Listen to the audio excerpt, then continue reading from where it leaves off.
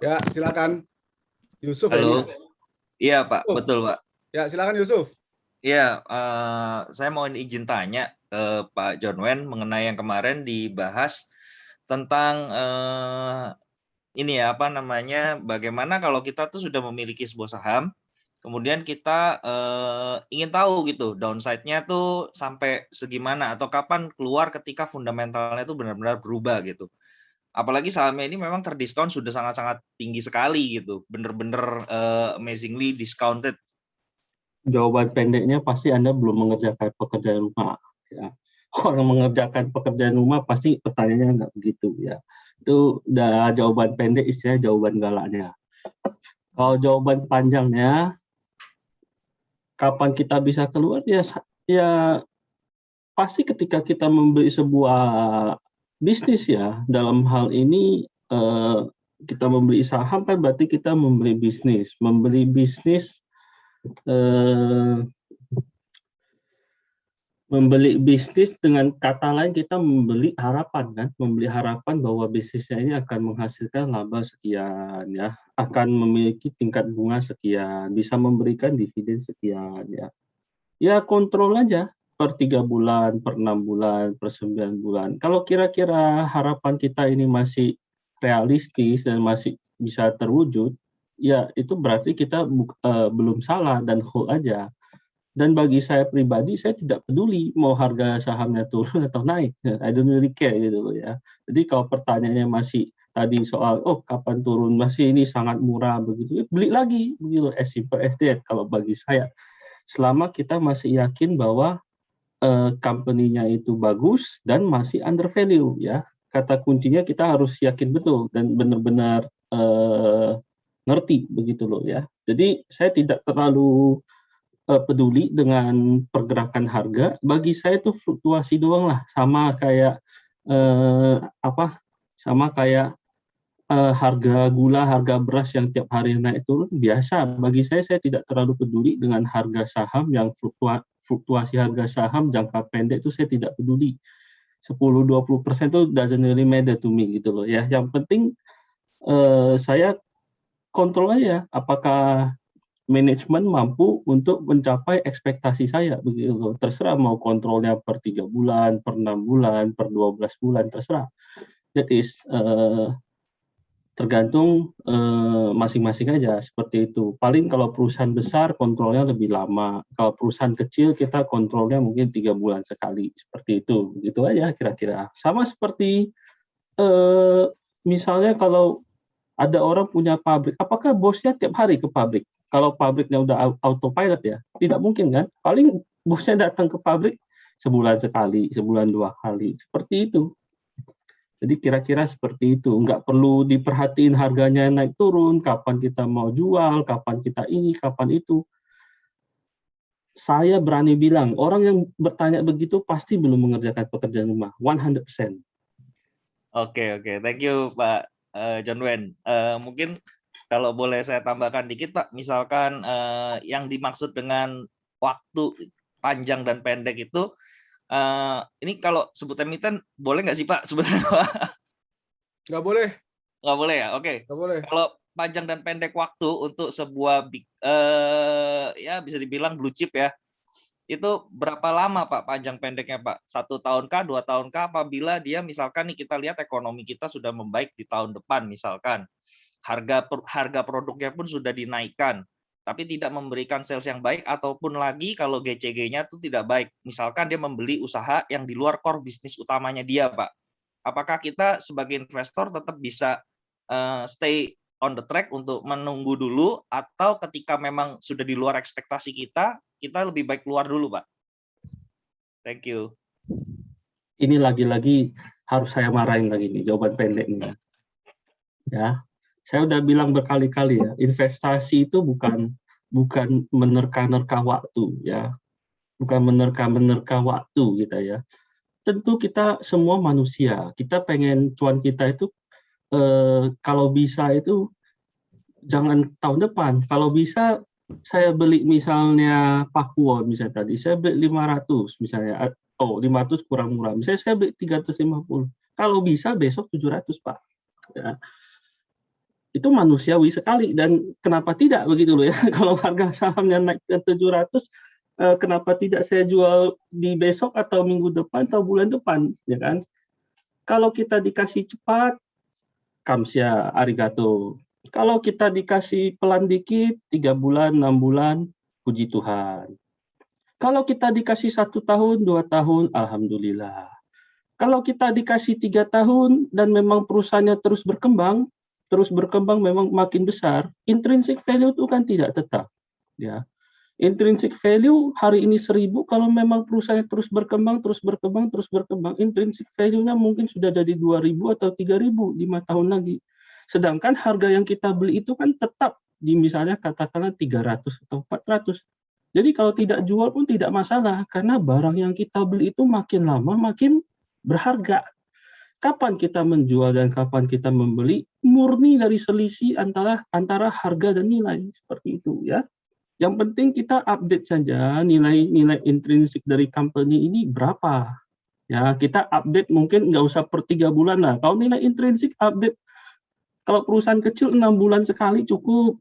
Perusahaan besar 1 atau 2 tahun sekali juga cukup. Namanya perusahaan besar, bisnis model, fluktuasinya, pelanggannya, distribusinya, supply chain-nya semua udah dewasa, udah mature, tidak akan ada terlalu banyak perubahan begitu loh ya. Kalau bisnis kecil update 6 bulan sekali, dua laporan keuangan keluar, kita kontrol, kita revisi lagi margin of safety-nya, nilai intrinsiknya apakah masih sama seperti itu. Dan harga kita beli kan tetap.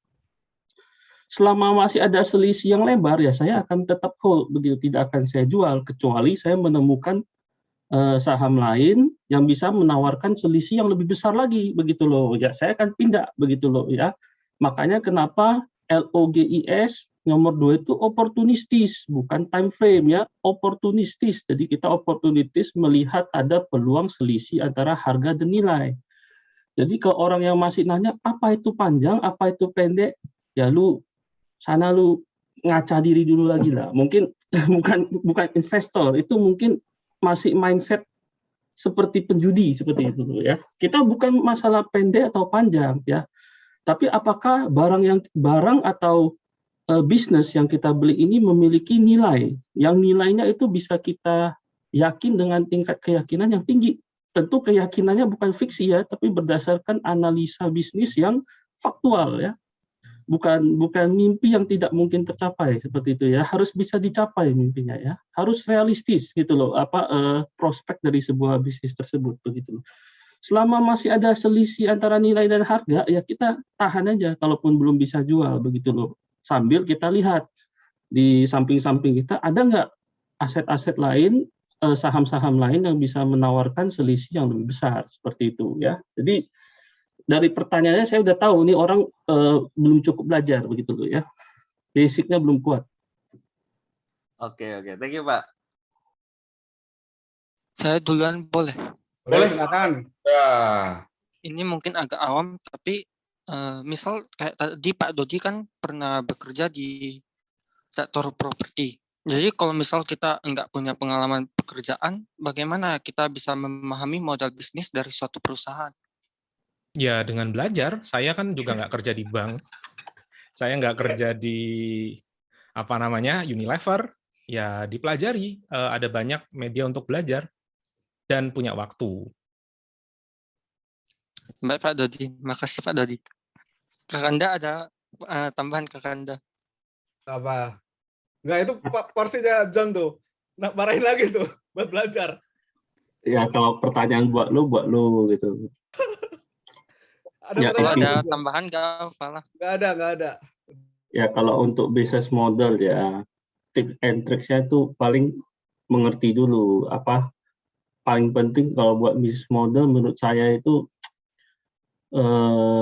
kita pernah merasakan ya produknya, kita pernah merasakan produknya dan kita tahu operasional sehari-hari dari bisnis tersebut, mulai dari dia beli bahan baku ya.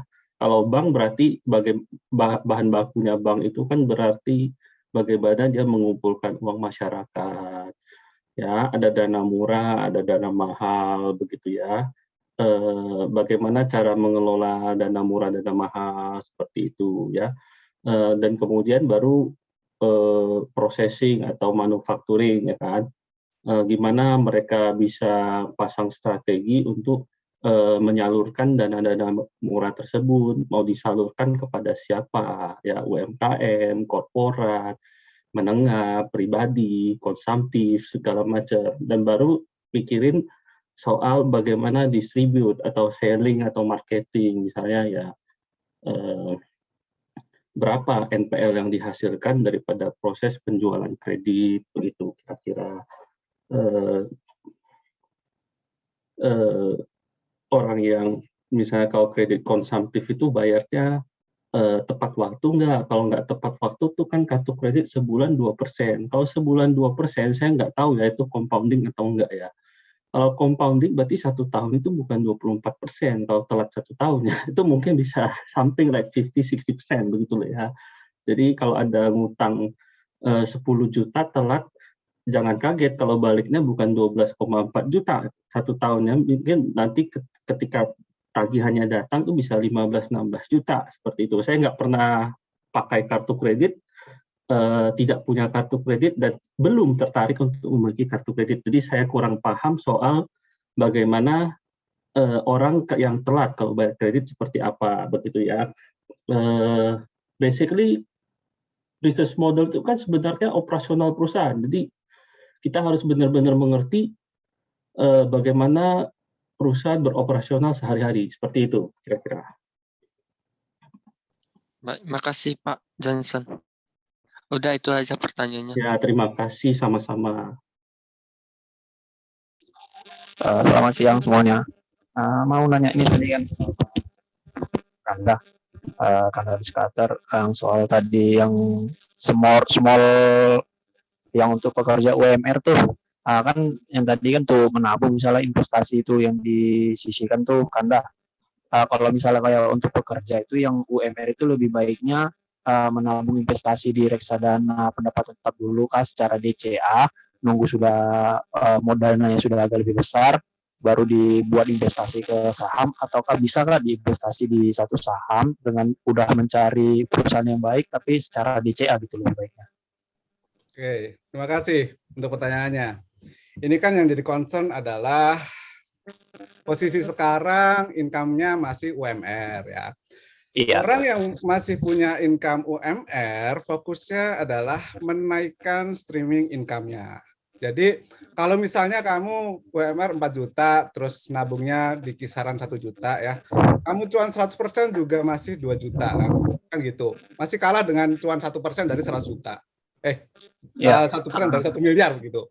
Jadi kita harus kembali ke logika berpikir endingnya berapa sih yang mau kita dapatkan, bukan masalah persentase ya. Kita mau jajan kopi nggak bisa pakai persentase, kita jajan kopi kan pakai rupiah gitu. Jadi kita harus berpikir berapa sih uang yang pas. Nah, sembari berjalan, boleh kita belajar soal reksadana, soal saham silakan, soal obligasi silakan.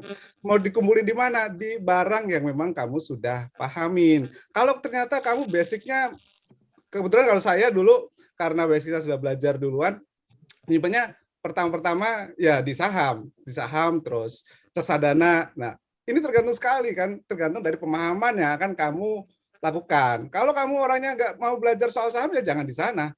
Kalau kamu nggak mau belajar sama sekali reksadana maupun saham, ya udah nabung biasa. Atau ternyata kamu lebih prefer untuk bisnis sendiri, buka kecil-kecilan, ya silakan gitu loh. Jadi pertanyaan itu kita harus kembali ke core-nya. Core-nya itu apa yang kamu pelajarin? Sebelum itu, gimana cara ningkatin income yang kamu milikin? Itu dari saya, Mas ya. Makasih.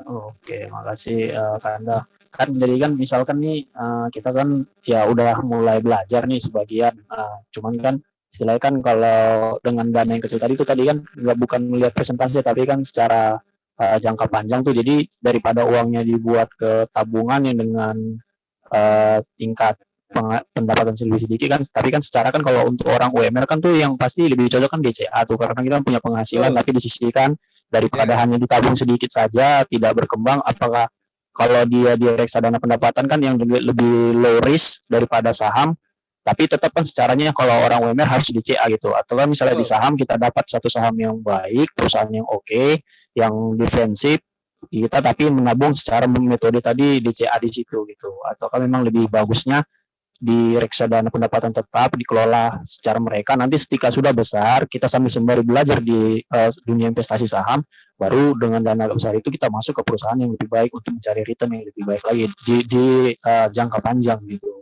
Betul. Ada.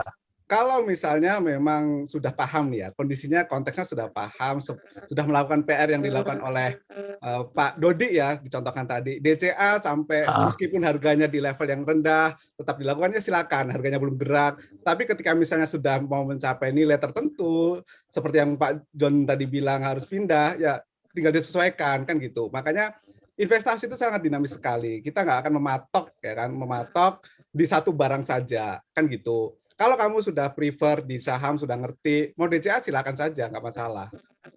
Gitu ya. Cuman DCA juga menurut saya itu adalah sesuatu yang dilakukan oleh orang yang buta. Ya. Artinya dia tidak bisa mengerjakan pekerjaan rumah sebaik Pak Dodi begitu ya. Tentu orang yang pasti, saya jamin Anda bukan 100%, 101%. Orang yang bisa melakukan analisa seperti minimal seperti Pak Dodi ya, tidak mungkin akan beli saham secara DCA ya. Itu udah pasti, karena dia pasti akan mencari margin of safety yang lebar. Kedua, kalaupun mau DCA itu tidak salah, itu adalah benar. Cuman saya kurang setuju dengan orang-orang yang mengatakan DCA itu misalnya belinya per bulan, per minggu, ya seperti saya tidak setuju. Misalnya akhir gajian kita langsung sisihkan untuk membeli. Kenapa mindsetnya tidak dirubah sedikit aja? Beli sahamnya misalnya per 3 bulan atau 6 bulan. Jadi 1 tahun cukup beli saham 2 kali.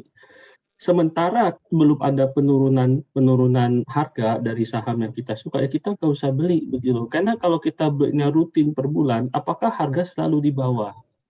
Dan kita kan bisa tahu saham sendiri itu kadang naik, kadang turun. Kalau lagi turunnya cukup signifikan, justru itu adalah kesempatan untuk kita membeli. Dan biasanya tidak mungkin kalau belinya rutin per bulan itu pas kita mau beli harga sahamnya lagi turun, begitu loh. Jadi kenapa pola pikirnya tidak dirubah sedikit saja? Kita belinya per 3 bulan seperti itu, bukan per bulan begitu. Oh, jadi misalnya berarti kayak gini Pak, berarti kan kita kan punya dana segar tuh kan per tiap bulan namanya pekerja Ya. gitu kan. Berarti sisihkan dananya menyiapkan cash di RDN-nya gitu ya. Betul. Jadi ketika momen nanti ketika turun, jadi kan misalkan nih sekarang nih kan IHSG lagi strong bullish, berarti kita tumpukin cash dulu banyak ketika nanti tiba-tibanya ada koreksi yang membuat swing low dalam, baru di situ menambah gitu. Betul.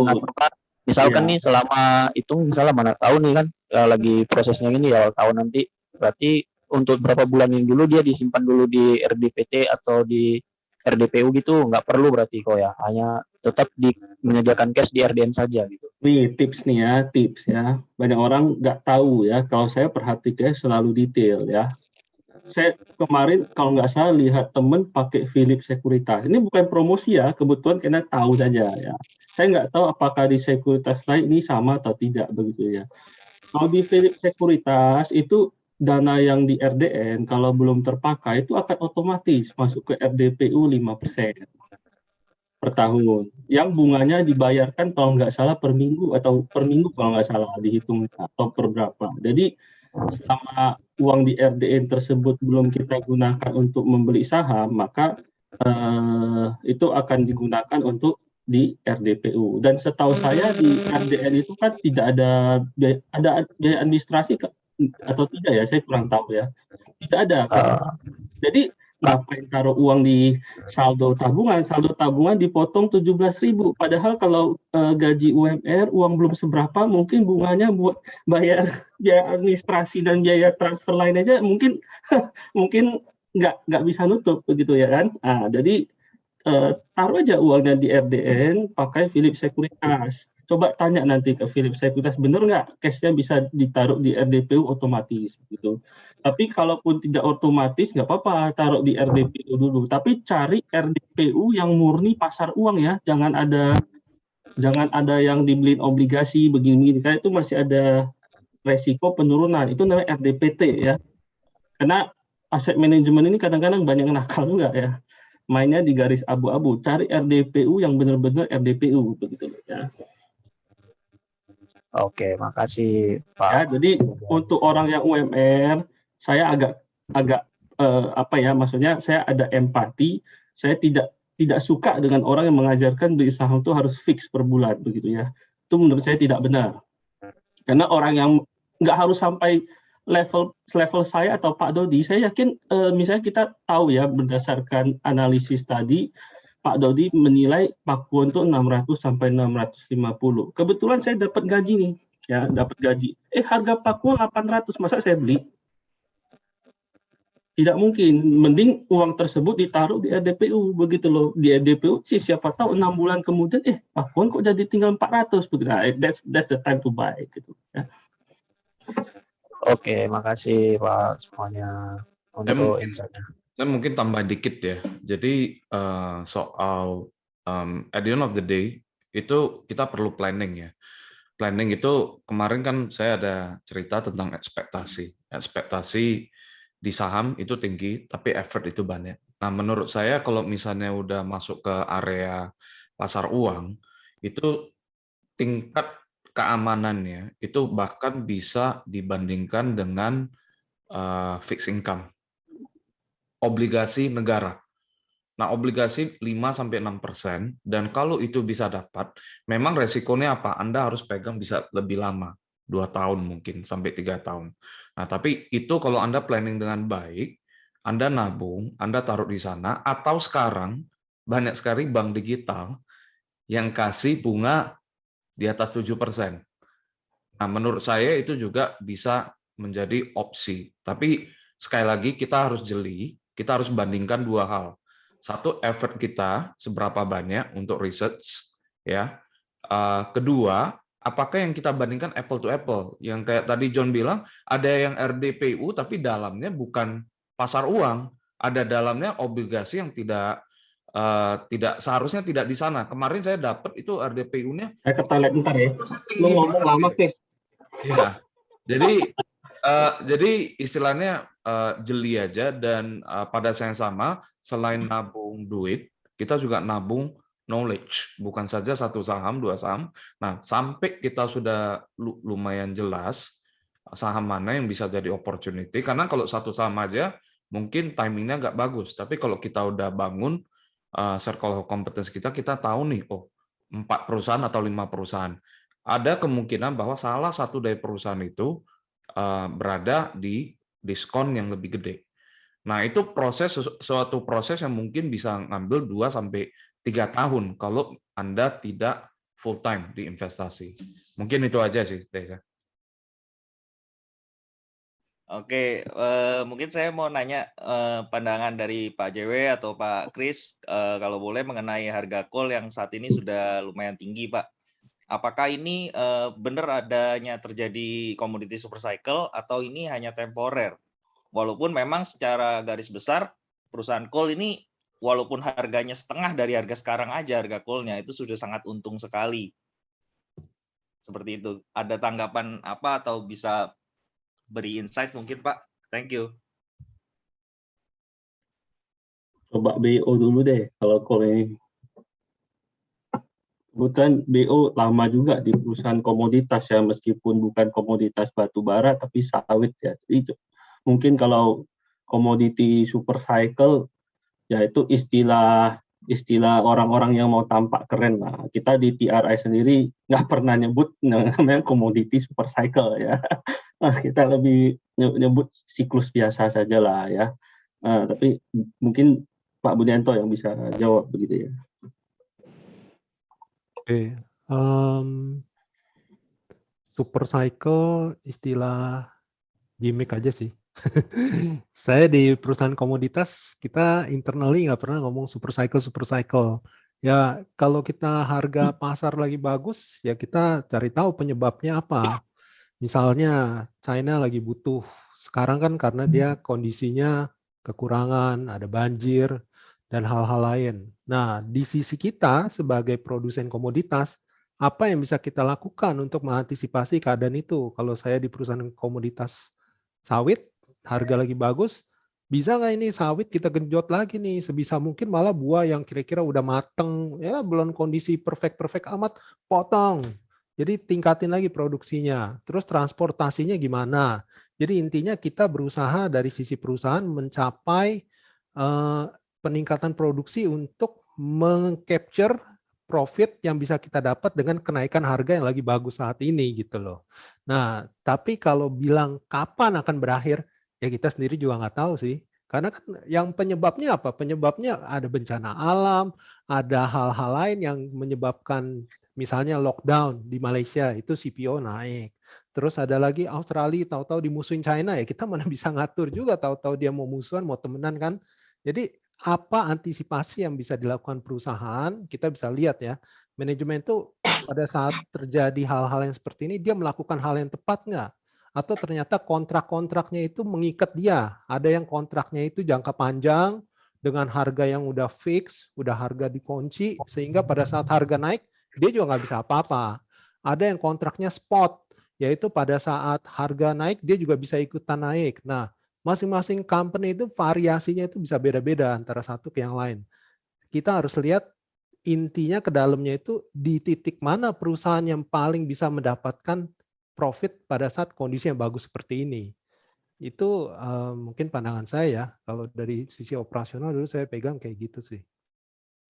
Ya, kalau saya bilang komoditas itu paling penting tuh cost control ya. Karena harga itu kan di luar kendali kita, atau kendali kita terhadap harga itu kecil sekali. Ya, namanya juga perusahaan komoditas. Harga itu mungkin 90% tergantung dari supply dan demand. Tapi kalau dibilang komoditas itu tidak ada grow, itu saya tidak setuju. Karena komoditas itu kan namanya komoditas tuh. Nah, teman-teman udah belajar bahasa Inggris nggak dulu waktu SD ya? Komoditas tuh kata dasarnya apa? Common, umum ya. Artinya apa? Barang-barang yang dibutuhkan oleh orang secara umum. Artinya semua orang pasti butuh barang ini ya, baik secara langsung maupun tidak langsung. Selama manusia masih tambah banyak, tambah kaya, orang pakai listrik makin banyak, tentu pasti orang akan membutuhkan sumber energi. Tinggal pertanyaannya sumber energinya mau pakai yang mana saja, begitu loh ya. Sumber energi yang paling relevan untuk memenuhi energi untuk 5-10 tahun ke depan masih batu bara, seperti itu. Even sampai 20 tahun ke depan menurut saya masih batu bara. Apakah 20 tahun lagi sumber energi yang paling relevan masih batu bara? Saya kira jawabannya 50-50 ya. Apakah solar, apakah yang lain bisa menjadi cukup murah, ataupun kalau tidak semurah batu bara, apakah selisih harganya itu tidak terlalu jauh dan sudah bisa di-capture oleh purchasing power oleh orang yang sudah naik at that point. 20 tahun lagi kan tentu secara nominal negara-negara kan tambah lama tambah kaya, ya begitu ya. Begitu. Jadi ada dua faktor yang mendrive long term dari harga batu bara itu sendiri, yaitu pertambahan populasi dan pertambahan daya beli masyarakat. Seperti itu. Selama dua ini ada atau salah satunya ada, ya saya kira batu bara itu pasti secara long term harganya akan naik ya. Cuman secara long term, secara short term pasti akan ada naik turun ya. Naik turunnya itu se-volatile apa ya kita tidak bisa jawab ya. Dalam 1, 2, even 3 tahun ke depan saya tidak tahu harga batu bara bisa berapa begitu. Tapi saya punya ide besar. Kalau saya tarik panjang 10-15 tahun, saya kira-kira tahu harga batu bara itu on average akan jadi berapa. Begitu. I have a rough guess. Bukan yang bisa tepat-tepat amat, tapi I have a rough guess. Harga batu bara itu secara long term akan di berapa, saya tahu begitu. Tapi kalau suruh saya tanya harga batu bara tahun depan berapa, 2 tahun lagi berapa, it's very difficult to answer that, man. Ya, karena banyak sekali faktor yang akan bermain dalam jangka pendek gitu loh ya. Provinsi Shanxi ya di China ya itu adalah 30%, hampir 30% coal producer di domestic China. Itu provinsi banjir parah begitu ya. Tentu saja akan ada ada masalah dari segi supply begitu ya. Tentu ketika mereka ada masalah di segi supply, inventory mereka akan drop, tentu mereka harus mengisi inventory tersebut hingga mencapai level tertentu lagi begitu. Untuk mengisi tersebut, kalau negara mereka tidak bisa memenuhi, ya mereka harus cari dari negara lain, dan itu akan mengakibatkan kenaikan harga seperti itu. Itu yang terjadi di jangka pendek ya. Tapi apakah berapa orang yang bisa tahu bahwa Shanxi akan banjir separah itu?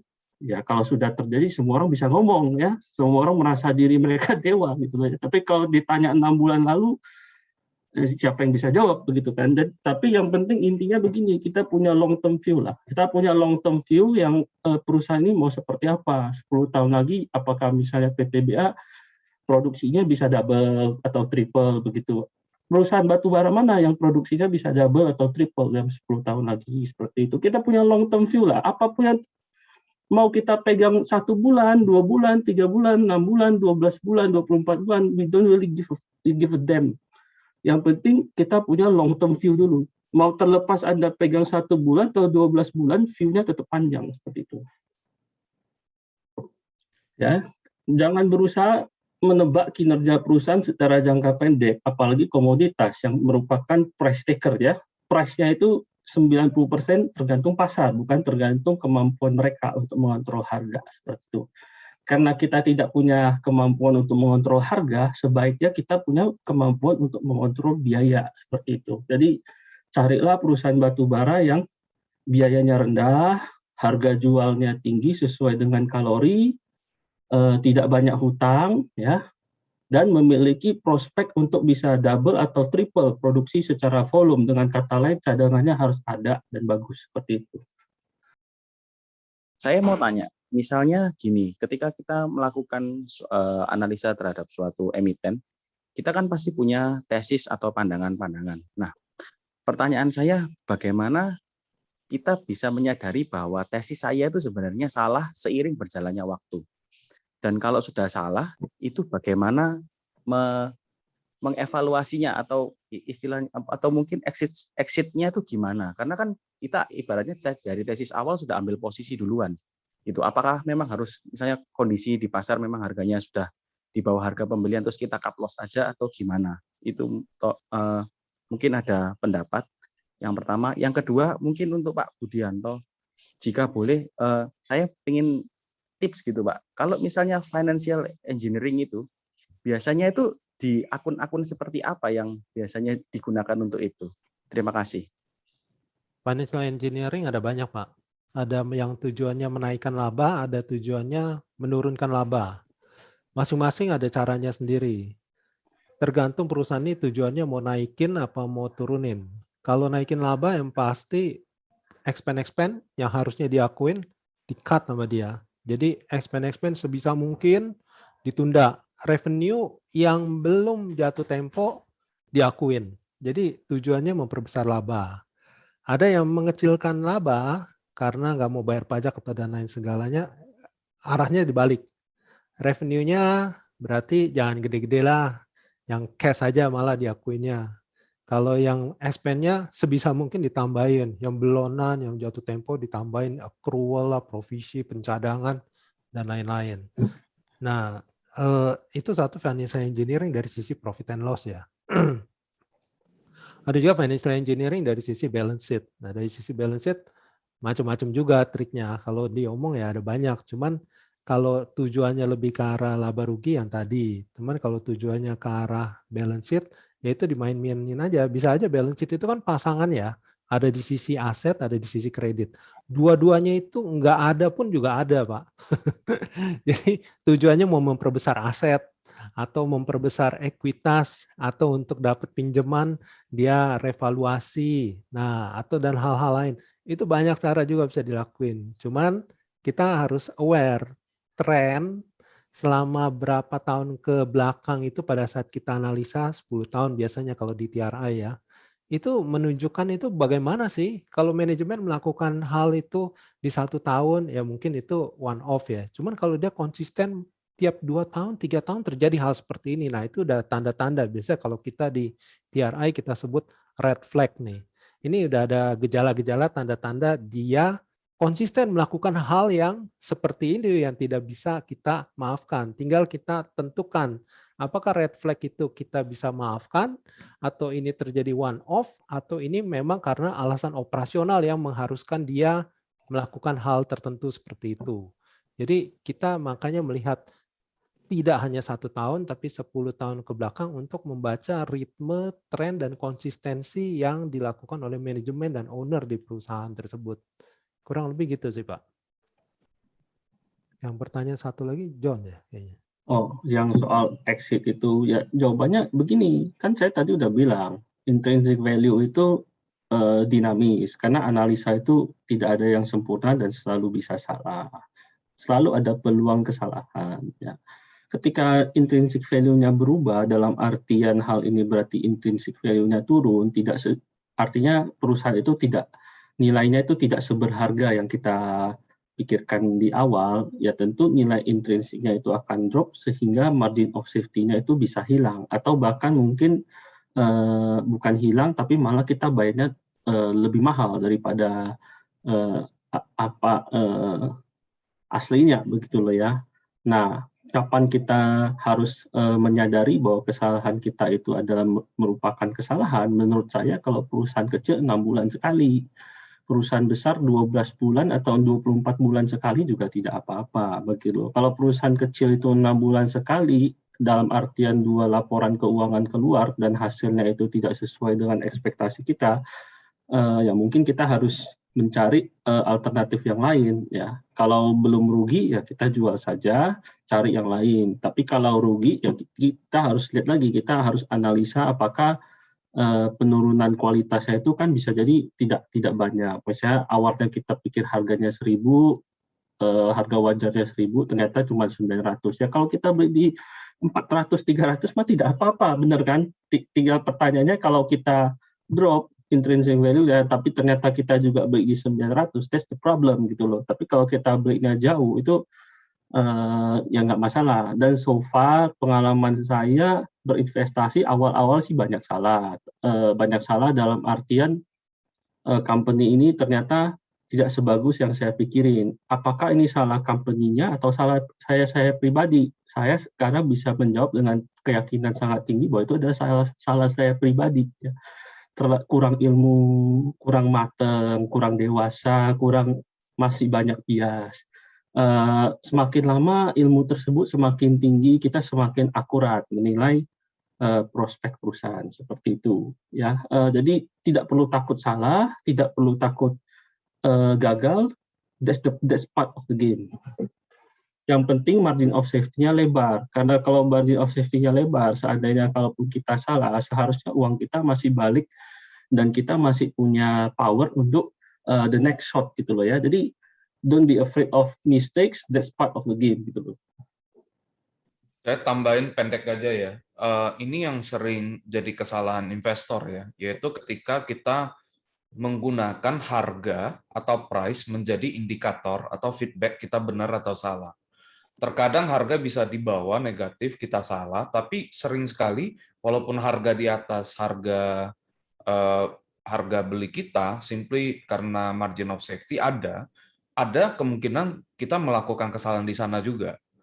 Nah, fokus utama kita adalah tetap saja di value. Jangan don't let Mr. Market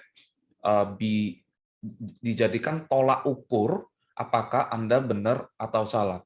Benar salah itu ya itu tetap harus didikte oleh value perusahaan itu sendiri. Jadi mungkin itu sih yang bisa saya tambahkan. Ya, setuju. Jadi teman-teman harus belajar untuk memisahkan antara price and value ya. Price is what we pay, value is what we get. Kan? Selama what we get yang dibuktikan oleh laporan keuangan dan dividen tersebut sesuai dengan ekspektasi kita, kalau harganya turun, I buy more gitu. As simple as that. Gitu. Selamat siang, Bapak bisa bertanya, Pak? Boleh. Ya, menarik Pak yang mengenai price dan value ya.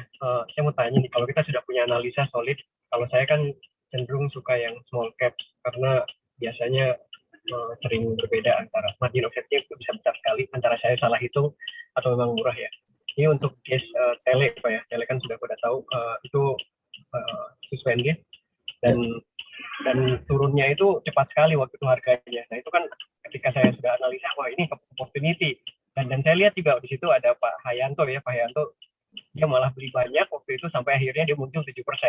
Nah ketika turun itu bagaimana kita bisa melihat jangan-jangan price diskon everything. Jadi ada kita yang tidak tahu, fund manager ini tidak teori tahu, yang perlu saya teori yang perlu saya marahin ini.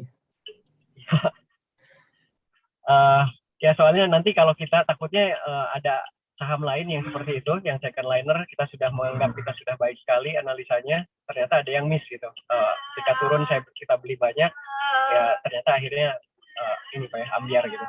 Kalau saya bilang begini, bukan price discount everything ya, tapi lack of knowledge discount everything. Kalau bahasa kampungnya, bahasa kasarnya itu stupidity discount everything gitu ya.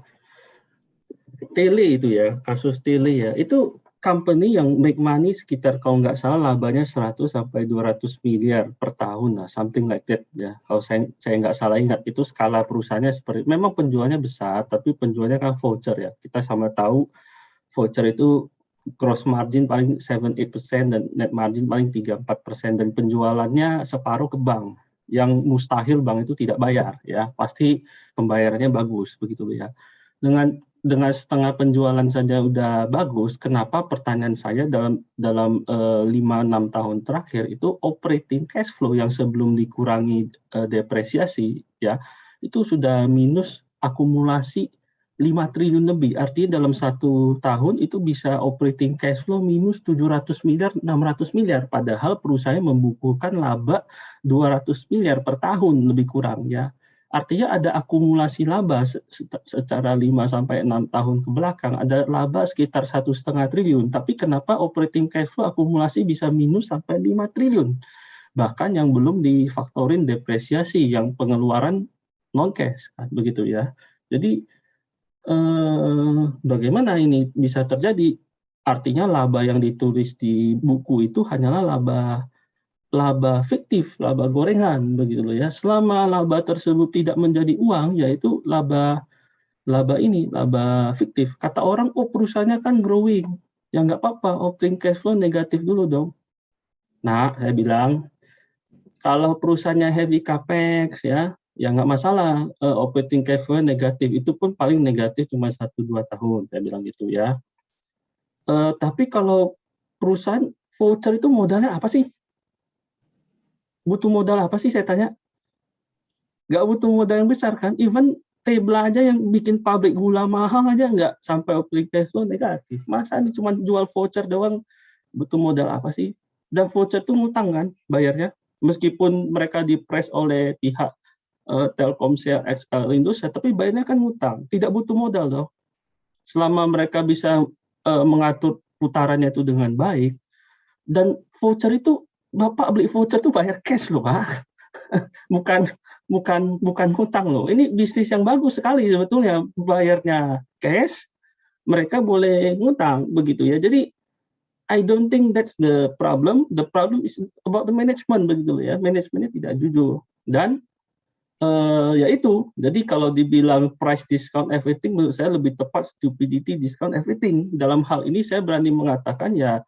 Toko yang Pak Tommy sebutkan itu ya stupid begitu untuk membeli Tele, dan saya berani bilang ke depan orangnya, I don't really care how rich he is or how is he richer than I, ya kan, orang kaya juga bisa salah sekali-sekali begitu ya. I can tell that to his face, doesn't really matter begitu ya. Jadi kita jangan menilai orang itu karena oh dia jauh lebih kaya dari kita, dia beli saham banyak. Masa dia beli saya nggak beli begitu ya. That's also stupid begitu ya. Your money is your money, bukan his or her money begitu ya. Your decision has to be made from your own conviction. Gitu. Makanya saya paling benci ketika orang nanya bagaimana pendapat Anda. Pak ini beli, Bu ini beli. Saya mau tanya pendapat Anda apa begitu ya. That's what matters gitu. Ya. Pak John, mungkin satu lagi ya. Kalau kalau memang kita senangnya perusahaan yang kecil gitu dengan informasi yang terbatas dan ilmu kita terus bertambah Pak ya. Kalau tele itu memang cepat sekali, akhirnya tidak bisa keluar gitu. Kalau ada perusahaan kecil lain, cash flow-nya sudah oke, tapi manajemennya memang jarang muncul gitu ya. Public expose juga kita tidak bisa hadir karena jauh, tidak online. Bagaimana mencegah kesalahan seperti ini Pak ya? Kalau kan misalkan cash flow-nya oke, hutangnya oke, tapi tidak pernah bagi dividen gitu. Oh, ya. Ya itu Pak. Menurut saya sih begini, saya sih lebih suka manajemen yang tidak muncul ya daripada yang muncul ya. Kalau justru ketika manajemen webinar terus, cerita terus soal perusahaannya, saya tidak suka. Manajemen itu kerja aja lah, cari duit terus supaya untuk menguntungkan shareholder ya kan. Itu tujuannya manajemen kan. Justru kalau manajemen terlalu banyak ngomong seperti bias yang terakhir kemarin saya, bias lebah itu ya. Hati-hati dengan orang yang terlalu banyak ngomong. Saya juga tidak suka manajemen yang terlalu banyak ngomong. Kerja aja udah ya, kerja, bikin perusahaannya bertumbuh, make money, that's what matters at the end of the day gitu ya. Masalah tidak bagi dividen ya harus kita lihat lagi. Kalau perusahaannya bagi dividen dengan jumlah yang besar dan konsisten, itu most likely udah pasti perusahaan yang bagus ya. Tapi kalau perusahaan tidak membagikan dividen juga belum tentu perusahaannya itu tidak bagus. Seperti Berkshire Hathaway sendiri tidak pernah membagikan dividen. Yang perlu kita pikirkan lebih lanjut adalah alasan kenapa dia tidak membagikan dividen. Kalau Berkshire kan perusahaan investasi yang merupakan holding, ya tidak apa-apa selama mereka masih bisa putar laba tersebut dan menghasilkan return yang di atas rata-rata, ya tidak masalah, tidak bagi dividen ya, dan shareholdernya happy-happy aja kok begitu. Jadi harus case by case gitu. Jadi saya sendiri sebagai investor tidak mengeneralize satu kalau company tidak bagi dividen udah pasti tidak bagus, belum tentu. Kita harus lihat lebih dalam lagi seperti itu. Tapi kalau memang ada preferensi mau bagi dividen ya tidak apa-apa. Seperti Pak Dodi suka mencari company yang harus bagi dividen ya nggak apa-apa. Itu adalah main masing-masing, rules masing-masing ya. Kalau memang rules-nya harus mencari company yang harus bagi dividen ya nggak apa-apa. Carilah company yang harus bagi dividen. Contohnya misalnya PTBA ya, itu mungkin laba sampai akhir tahun itu bisa 9 triliun mungkin kalau dengan harga batu bara sekarang.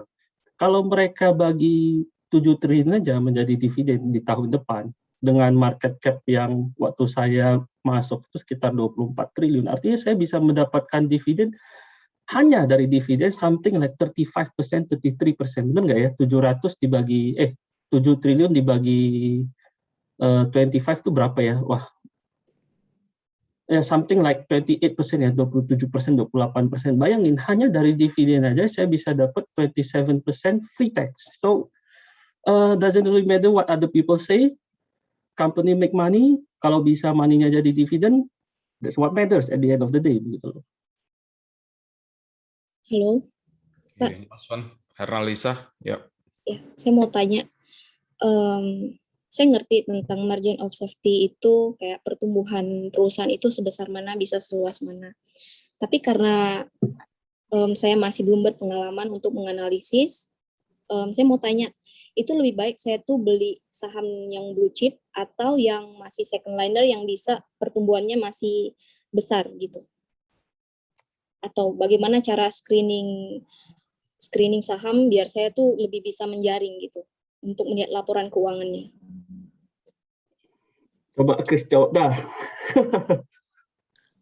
Oke, pertama saya tidak suka dengan dikotomi ada yang namanya blue chip. Jangan pernah pakai, karena blue chip itu mungkin istilahnya sebuah satu shortcut ya, membuat kita itu merasa aman. Jadi saham blue chip pun, perusahaan blue chip yang namanya blue chip, itu sering sekali itu ada satu stereotip bahwa ini perusahaan lebih stabil atau lebih aman. Tapi kalau kita lihat kenyataannya, it is never true. Itu tidak benar. Jadi jangan membiarkan saham istilah blue chip ini membuat kita merasa lengah gitu. Pada akhirnya saya tetap sarankan mulai dengan sesuatu yang Anda ngerti dulu. Nah, kalau misalnya buat saya itu, kalau saya itu kan selalu curious ya. Setiap kali saya ke supermarket, kalau belanja, istri saya waktu belanja, saya kadang suka lihat, oh ini perusahaan apa, saya lihat ke belakangnya, perusahaan apa ini kira-kira. Kadang ada perusahaan Indonesia, ada perusahaan di luar negeri, bahkan rak susu saja itu sebenarnya ada beberapa perusahaan yang kita bisa lihat. Nah, jadi kalau kita sudah bisa mulai dengan sesuatu yang kita berhadapan langsung dengan produknya, itu buat saya itu merupakan screening yang jauh lebih baik. Karena kalau kita screening, kita kan pakai angka nih. Screening ini kan sebenarnya yang kita lihat di internet kan screening berdasarkan angka kuantitatif. Itu bisa dipakai kalau Anda merasa dari output dari screening. Hari ini saya pakai screening ya. 80% perusahaan saya ada gambaran seperti apa. Nah, tapi kalau misalnya begitu screening dari 10 perusahaan Anda cuma tahu 2, ya udah 2 itu saja yang Anda fokuskan dulu. Jadi pada akhirnya tetap dimulai dari screening Anda mengerti nggak produknya. Dan buat kebanyakan orang adalah produk yang kita lihat sehari-hari. Nah, kayak Pak Dodi tadi kan dia kebetulan di konstruksi. Nah, kebetulan dia ada akses, dia ada touch point.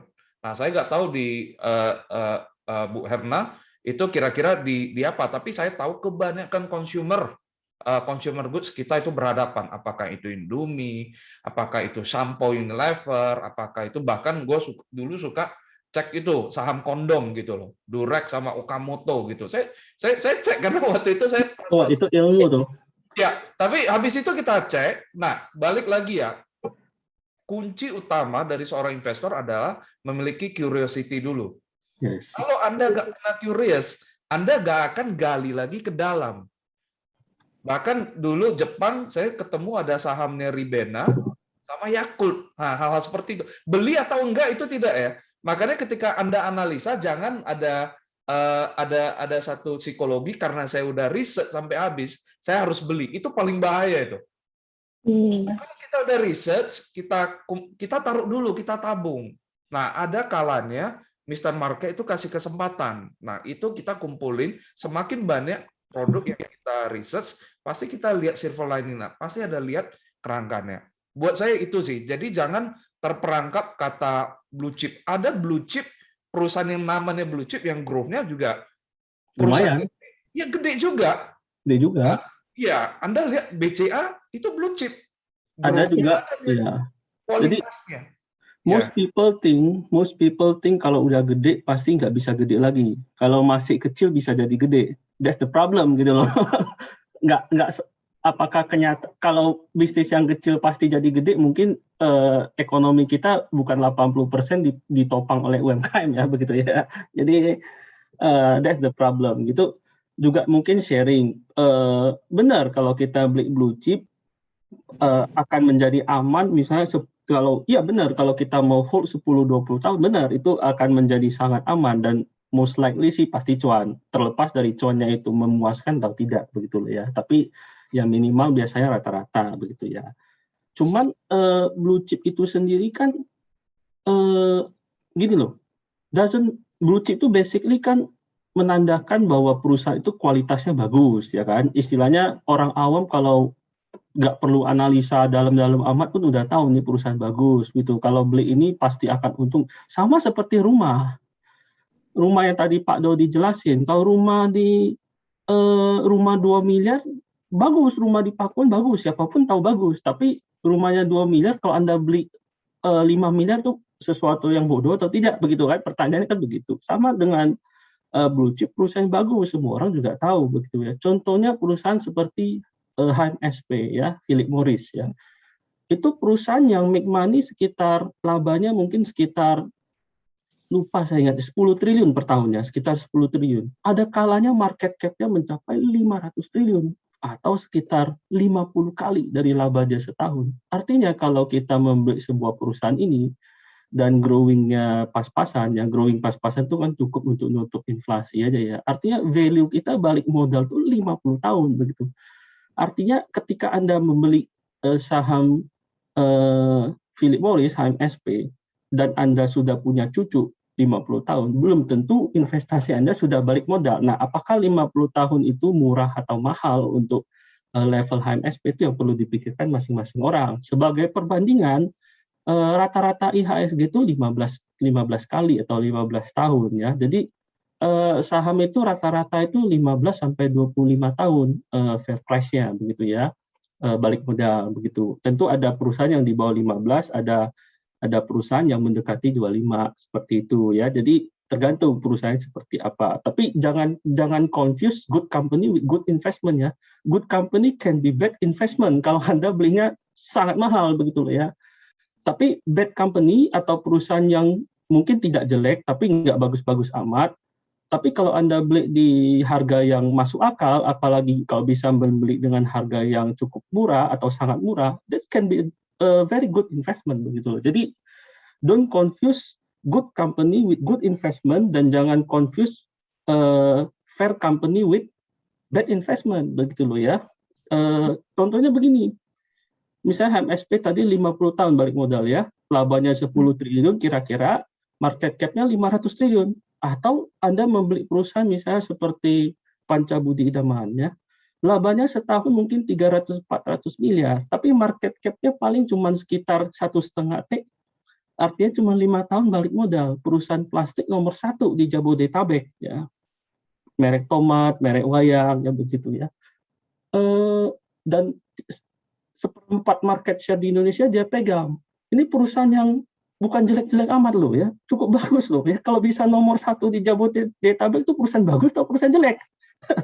Nah, ya 5 tahun balik modal, memilih perusahaan yang 5 tahun balik modal, kualitasnya mungkin tidak sebagus HMSP tapi masih bagus, atau membeli perusahaan yang lebih bagus sedikit tapi harganya mahal sekali. Nah, pilihannya mana? Jadi investing is tangan kiri itu kualitas, tangan kanan itu harga atau valuasi. Ya, kalau tangan kirinya bagus tapi tangan kanannya dikasih gembok ya percuma begitu ya. Dua-duanya harus bagus begitu ya. Kalau bisa dua-duanya harus bagus begitu ya. Kalau tentu company-nya nggak boleh jelek-jelek amat ya. Kalau company-nya jelek amat ya forget it gitu. Jadi don't confuse good company as good investment gitu ya. Belum tentu gitu ya. Tapi bad company juga belum tentu bad investment. Kalau bad company perusahaan mau bangkrut nih. Tapi dia masih punya ekuitas 1 triliun. Kalau kita bisa beli di 100-200 miliar masih ada selisih jauh benar ya. Mas, kalau perusahaannya dilikuidasi masih dapat duit, kita bayar masih ada dapat untung. That can be good investment too. Jadi jangan confuse good company as good investment, belum tentu ya. Tapi bad company juga belum tentu bad investment. Jadi seni menimbang antara kualitas dengan harga yang kita bayarin. That's investment. Oke Pak. Ya, Satu gue mau nambahin sedikit dari yang ditambahkan sama John sama Chris. Menurut gue, buat teman-teman juga harus diperhatikan siapa sih yang memisahkan atau membuat frase dari blue chip itu sendiri. Kenapa? Karena sejarah sebenarnya sudah mengajarkan toh. Penjudi. Saham-saham gini saham-saham yang dulu dianggap sebagai blue chip gitu kan. Iya. Banyak juga yang udah rontok seiring berjalannya waktu. Makanya yang pertama harus dilihat, yang pertama sekali adalah siapa who run the game gitu loh. Jadi teman-teman daripada berpikir, apalagi sekarang udah ada ratusan orang yang di sini, daripada berpikir mana yang blue chip, mana yang enggak, berpikirlah kepada kualitas dari perusahaannya. Buat saya itu lebih make sense. Itulah kenapa kita bikin saham logis. Itu dari saya. Tambahan sedikit. Dan juga begini, saham logis tidak mau cerita emiten, tidak mau cerita pihak manapun, kita tidak akan menyinggung pihak manapun begitu ya. Jadi kita murni menjelaskan bagaimana bagaimana orang awam bisa mulai belajar dan mulai melakukan analisa dan memilih saham preferensi masing-masing, tapi tetap logis ya, gitu kira-kira begitu. Jadi kita nggak akan menstigma pihak manapun ya. Kita juga tidak akan menyinggung emiten manapun seperti itu ya. Itu Pak Dodi itu. Ya, tambahan sedikit ke Bu Hernalisa. Tadi kan kemarin Pak Kris sempat bilang kan, take a simple idea and take it seriously. Tadi Pak John Man mungkin tadi sempat ngomong 3 menit itu emas ya, dan kelihatannya simple tapi take it seriously, karena apa yang Pak John Man omongkan misalnya good company, belum tentu good investment. Itu saya pelajari itu berdarah-darah di 4 tahun pertama gitu. Karena nggak mau take it seriously gitu ya, karena merasa kalau bisa jadi pasar yang benar gitu ya, kita yang salah gitu. Jadi itu sih yang mau saya tambahkan ya. Idenya simple sekali apa yang tadi diomongin Pak John Man, tapi take it seriously. Saya rasa akan sukses di atas mungkin lebih dari 70% orang-orang yang invest, tapi strateginya ngasal gitu. Baik, Pak. Terima kasih, Pak. Saya mau tanya satu lagi yang simple aja. Seandainya saya ini sedang membeli saham, sedang berjalan beberapa bulan, lalu dia sudah plus di porto saya, lalu apakah saya bingung apakah saya harus membeli lagi karena dia sudah plus, berarti saya harus average up, atau kapan saatnya yang tepat untuk saya menambah? Never average up. Untuk pemula never average up. Begitu. Yes. Jadi Never terus average. menunggu di bawah average saya gitu. Kalau bisa, kalau memang plusnya udah lumayan, dan makanya tadi kan misalnya kalau kita beli barang 1.000 nih ya, kita belinya di GoPay, kita kan tahu value dia di 1.000. Plus nih di portfolio saya lumayan nih, jadi 700-800, meskipun belum mencapai 1.000, tapi kalau kita bisa dapat barang lain yang masih GoPay dengan value juga 1.000, ya mungkin kita bisa pertimbangin untuk pindah. Oportunistis saja. Jadi kita harus tahu dulu barang yang kita beli ini sebenarnya value-nya berapa. Kalau kita tahu, the rest is history, begitu loh. Saya yakin Bu Herna ini pasti belum mengerti. Jadi bingung kapan mau jual, kapan mau average up. Tapi my point is never average up untuk pemula. Gitu. Apalagi yang manage money-nya belum uang besar ya, never average up. Itu untuk jangka panjang atau jangka pendek, Pak? Mau panjang pendek never average up. Oke. Gini, Bu Herna senang belanja baju? Senang. Senang belanja di mana? Shopee, Tokopedia. Senang belanja di Zara nggak? Kalau datang ke tokonya? Enggak. Oh, kalau belanja di toko baju senang belanja di mana? H&M biasanya. Oke, H&M. Apa Swedia nih ya? Swedia bukan ya, bener nggak ya? Jadi kira-kira Eropa, H&M. Sweden kalau nggak salah ya.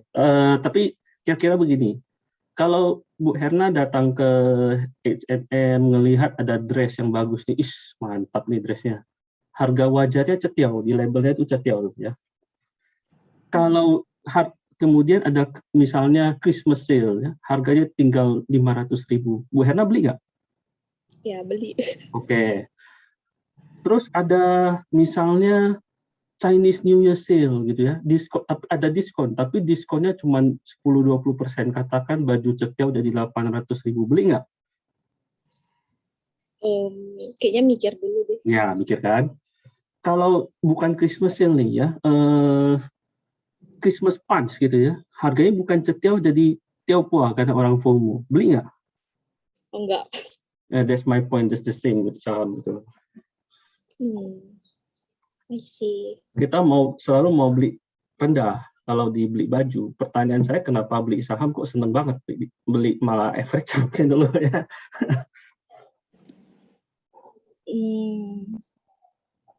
Terkadang yang kita pikir rendah ternyata dia malah lebih rendah, lebih naik lagi nantinya. Jadi kayak jadi merah basically. gitu loh.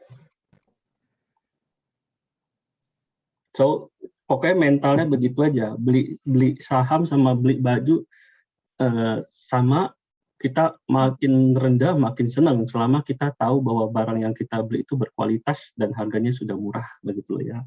Mau turun nggak apa-apa. Contohnya misalnya saya beli gudang garam cukup banyak ya, pribadi ya. Saya mulai beli dari uang pribadi, mungkin mulai beli dari 39.000, 37 beli, 36 saya beli banyak sekali gitu ya. 36.000 saya beli banyak sekali.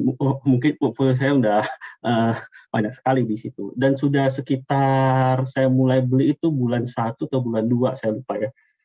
Ya berarti sudah sekitar 9 bulan, 8 bulan ya, dan posisi saya itu masih down begitulah ya di situ.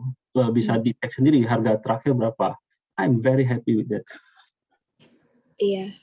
I am very happy with that. I will buy more. Ya, ketika nanti the time come, when the time come and it goes up, jadi you have to be willing to look stupid gitu loh ya, karena orang yang bijaksana itu akan kelihatan bodoh secara jangka pendek ya, tapi akan kelihatan sangat jenius dalam jangka panjang seperti itu ya. Jadi maksud saya nggak terlalu khawatir dengan penurunan harga. Saya lebih khawatir apakah company ini masih prospectable sesuai dengan harapan saya seperti itu. Jadi kalau saya sudah benar-benar kenal, saya nggak terlalu takut dengan penurunan harga seperti itu ya. Kata kuncinya ya know what you know what you don't know gitu. Kalau Pak John itu mementingkan sebuah isu nggak? Biasanya kan kalau adanya sebuah isu yang baik itu harga sahamnya langsung meningkat pesat. Bu Herna nonton gosip nggak di TV? Gosip?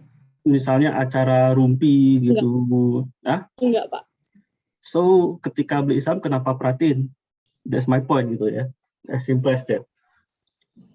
Oke. Oke, thank you banget. Sudah bertanya. Anyway, karena waktu kita juga udah 15 menit, saya akan serahkan balik kepada Pak Andika untuk menutup ya.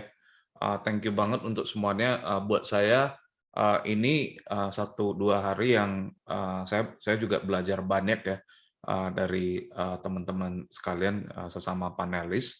Hopefully teman-teman juga bisa mendapatkan hal ini dan bisa menjadi sesuatu yang bisa membantu di dalam perjalanan investasi Anda semua. Saya balikkan kembali ke Andika.